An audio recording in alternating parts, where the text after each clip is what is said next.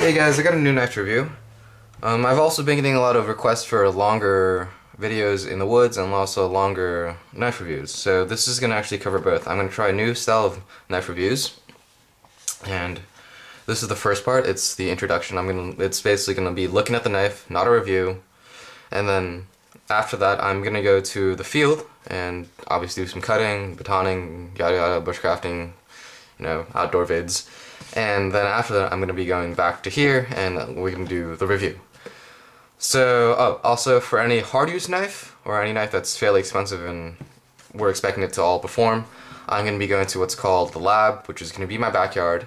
We're going to be doing some tip prying, standing on the knife, standing on the side of the knife, testing out the tang, testing out the lock if it's a folder, anything that I would consider, or anybody would consider abusive, and what I would want not to fail out in the field. That saves me a trip to go and actually going into the field and breaking it and be like, ah, crap, now I have to walk all the way back. But not being lazy or anything, just for convenience sake and also environment. So yeah, let's get on with the review. This is the Helle Odel. It says Odel right there. This is a little Norway-made Scandinavian knife, all handmade. Here's the knife itself. So this is a nice little bushcrafty knife. It's a Puko. Scandi ground, 3-layer laminated steel. Can't really tell. It's all very well done. Handles are birch, leather, and antler. Take a close look up there. Very nice handles, very comfy. The sheath is leather, handmade. It's a very nice Puko sheath. There's no insert inside. You can't really see that. Let's see if I can get the night vision going.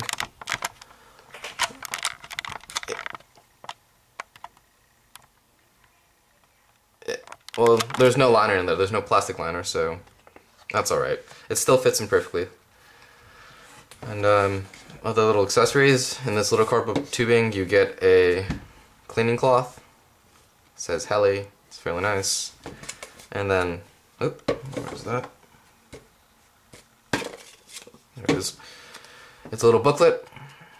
Has basically a little bit of history, knife making policies and all that stuff, and also it's their warranty, which you sign on the back. And so that's basically the introduction. And now I'm taking this knife off in the woods and we're gonna test it out, see how good it is as a bushcraft knife. So hope you guys will enjoy this. This is fairly new. It's definitely gonna be longer, and like I said, hope you guys will enjoy.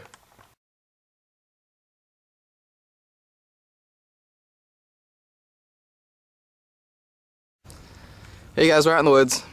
Like I said, we're going to be testing the Odel Puko. You already see I got some wood carvings, or wood shavings going on.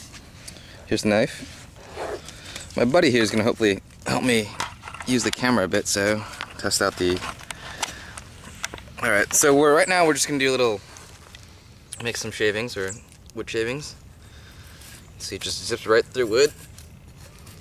This is some western red cedar we're cutting on, which is it's reasonably hardwood. It's used by a lot of the native people for canoes, shelter building, stuff like that.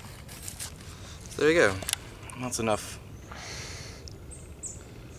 Very, very quick, easy, and sharp as hell. Alright, next we're going to do some batoning. Alright, so we were using our Bussy massive Fusion Battle Mistress, and this is the extra fat model, and we were splitting this cedar wood with it, and we had a lot of difficulty with the FBM, and so we're feeling like something as slender. Yeah, we broke our baton stick pretty much. It's pretty much fractured. Well, fracture right there. Yeah, and no break. so we're thinking that maybe batoning with the Pukos would not be a very good idea because that's not really in its job description. So we're gonna move on to some other tests. Okay, so now since we skipped the batoning, cedar is fairly hardwood. I'm afraid I'm probably gonna wreck the handles a bit. We're just gonna move to a simple task like making tent stakes, which is carving points on wood. I believe this is also western red cedar, just the sapling that we found lying on the ground.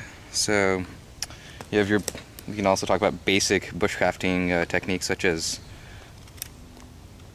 that. I forgot what's this hand position called? This is called a hammer grip, where you've got the... Rather than actually moving your arm like this, you can get carpal tunnel syndrome if you do it too long. You just have a stiff, static arm and almost locked out, and then you actually move the other hand. Yeah, you use your triceps and not use your wrist or hands. Yeah. And there's also, for even more power, you put on your chest. It's called chest lever grip. Yep. And you also use your triceps and your back muscles. And you pull back like that. And you can get a ton of control on your knife because it's a lot closer to your eye. And this is used in a lot of like, artisan woodcrafting and, whittling. This is such a powerful grip where you have so much control. And you can see in no time at all, thanks to that Scandi grind, we now have a very sharp, serviceable point, and you could refine that further if you needed to. So there it is. There's the knife, and as we come up with more tests to put it through, we'll take you along.